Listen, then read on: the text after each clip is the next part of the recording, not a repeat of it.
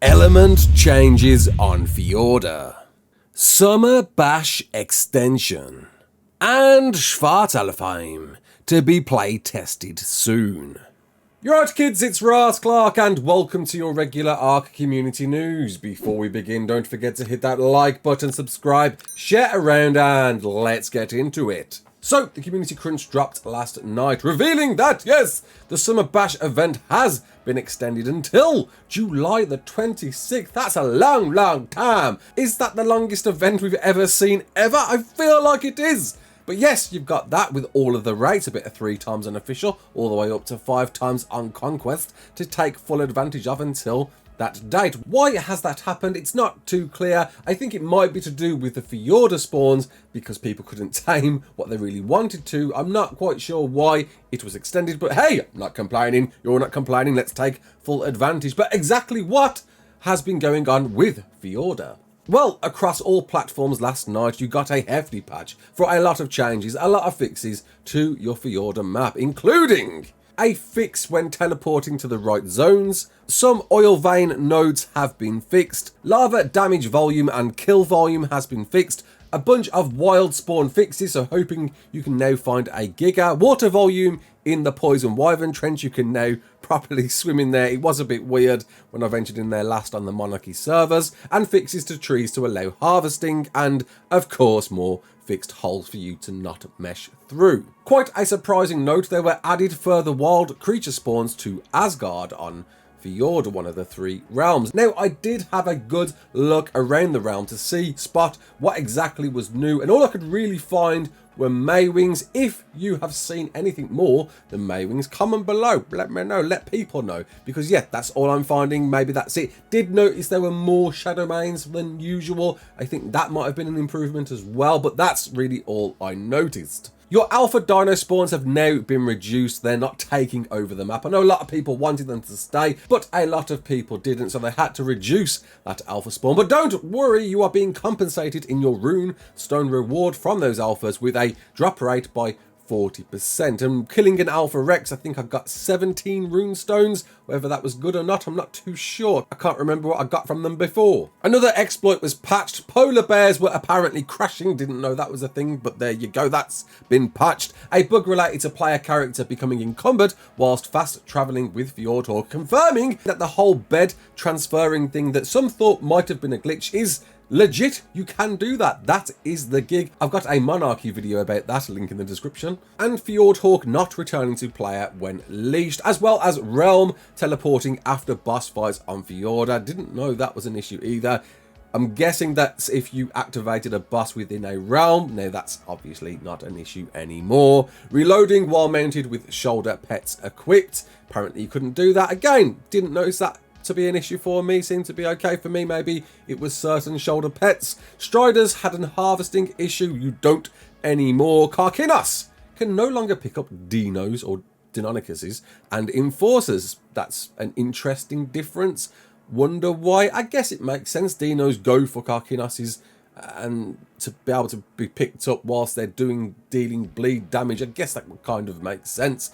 And of course, the big one, rejoice PvP community. The devs finally answered your prayers and you can now get elements in other places other than the magma cave / what's it called, the Throat of Flames. In fact, if you want to get element in the Throat of Flames, well, you're a bit out of luck. It's certainly not as much as it used to be. In fact, it's 70% less within the Throat of Flames, as well as a lot less black pearls on top, meaning it's still kind of worthwhile to go in there to farm, but there are many other places to go and get your element shards from now on. So where are they all? Well, in the Fire Wyvern Trench, there's a small cluster just to the back, opposite, of course, the entrance to the magma cave. In the molten caverns, where you'll find the clever artifact down by the lava, you'll find a nice cluster there too. And in Mount Doom, again down by the lava, you'll find another cluster there too. And there is a small spot on the actual island of Valheimer right near the Ob. You can get some there as well as black pearls being moved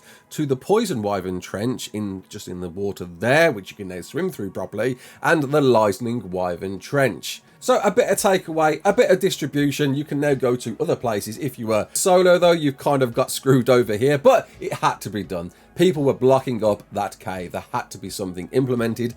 And there you go. That's what the devs responded with. Spread the element out.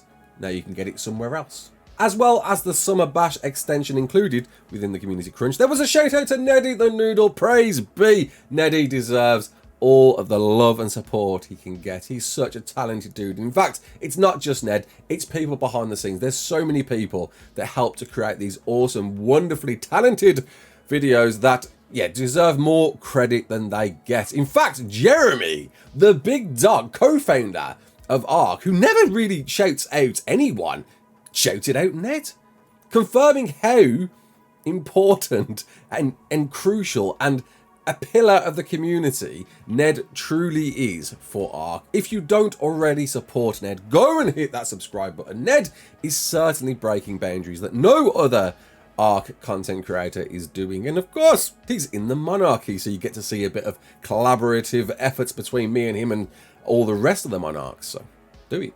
Nakatas, who of course made the greatest map ever, Fjordur, is, if you don't know already, I'm sure you do if you follow this channel, is making a new map, a smaller mod map called Svartalfheim. And it's almost in a play test state, which is really cool to hear. It's looking very fun. There's some brand new elements that Nakatas is looking to integrate to certainly mix up that game. And if you are a Lord of the Rings fan / into dwarven mythology, is that a thing? I hope it is. Then this is going to certainly be one for you. In fact, I might be jumping in on this playtest soon myself. Watch this space, fingers crossed. And lastly, the architects, you know them. I've done some videos with them in the past. We did one recently, a very well-made Viking-themed event where I had to fight Aaron Longstaff, king versus king, to see who could be the most epic Viking king of all. Well, FirePumpkin, who's sort of a co-founder, co-owner of Architects, put out a tweet recently looking for more people to join the team. I tell you this for free, that if you are into building for ARK, this is where you want to go. You want to hit that button. I will leave a link